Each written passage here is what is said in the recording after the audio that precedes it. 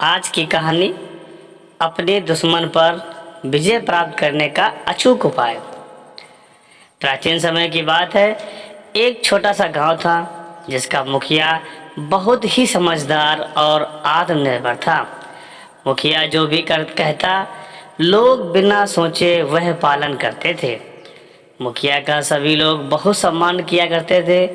वह हमेशा लोगों की मदद किया करता और सबको आत्मनिर्भरता सिखाता। वह लोगों में अच्छे अच्छे गुणों को उभारने में मदद करता और कभी राजा से मदद नहीं मांगता, अपितु जब भी किसी बात की जरूरत होती तो मुखिया सारे गांव को इकट्ठा करके जन सहयोग से कार्य करवाता। एक बार लुटेरों ने गांव पर हमला कर दिया। मुखिया और गांव के लोगों ने उनका सामना किया, पर वे लुटेरे योद्धा की तरह लड़ रहे थे और गांव वालों को हराकर सारा अनाज और कीमती वस्तुएं ले गए। इस घटना ने पूरे गांव को परेशान कर दिया।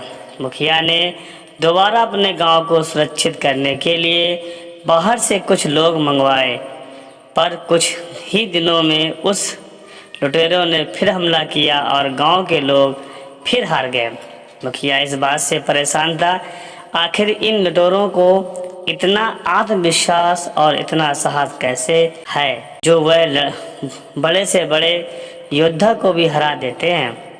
मुखिया कुछ लोगों को लेकर उन लुटेरों के ठिकानों पर जा पहुंचा और उसने देखा लुटेरों के पास बहुत सारे संसाधन, हथियार, खाने का सामान और न जाने क्या क्या रखा था।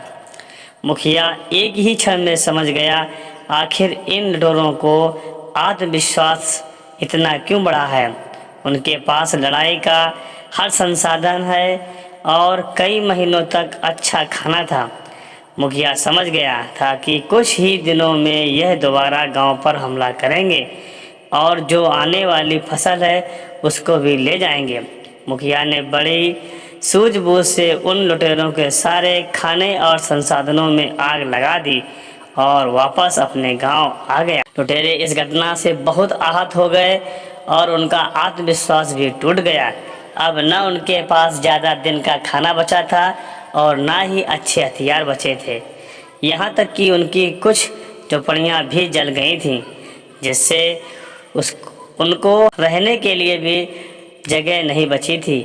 अपनी इस हालत को दोबारा सुधारने के लिए लुटेरों ने इस बार फिर से हमला किया, पर गांव के मुखिया को पता था कि अब उनके पास कुछ भी नहीं है और यह सब उन्होंने गांव के लोगों को बताकर सभी का आत्मविश्वास बढ़ा दिया था। जो लोग लुटेरों से डर के कमजोर की तरह लड़ते थे, आज वह भी योद्धा की तरह लड़ रहे थे और सभी ने मिलकर उन लोगों को हरा दिया।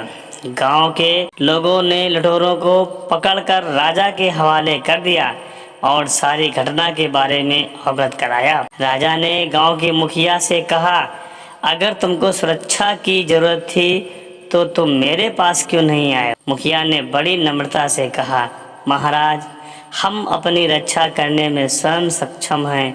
अगर मैं आपको खबर देता तो किसी भी छोटी से छोटी घटना के लिए हम आप पर आश्रित हो जाते। इसलिए हमने पहले स्वयं पूरी कोशिश करने की ठानी। अगर इसके बाद भी हम हार जाते तो फिर हम आपके पास आते। मुखिया का स्वाभिमान देखकर राजा बहुत प्रसन्न हुआ और मुखिया को ढेर सारा इनाम दिया।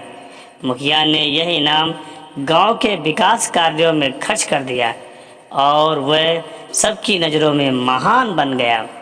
शिक्षा, हमें अपने दुश्मन की कमजोरी और ताकत का पता अवश्य होना चाहिए, तभी हम उस पर विजय प्राप्त कर सकते हैं। किसी छोटी से छोटी बात के लिए हमें किसी पर निर्भर नहीं होना चाहिए। हमें स्वयं पूरी कोशिश करनी चाहिए कि हम आत्मनिर्भर बने। धन्यवाद, नमस्कार, जय हिंद।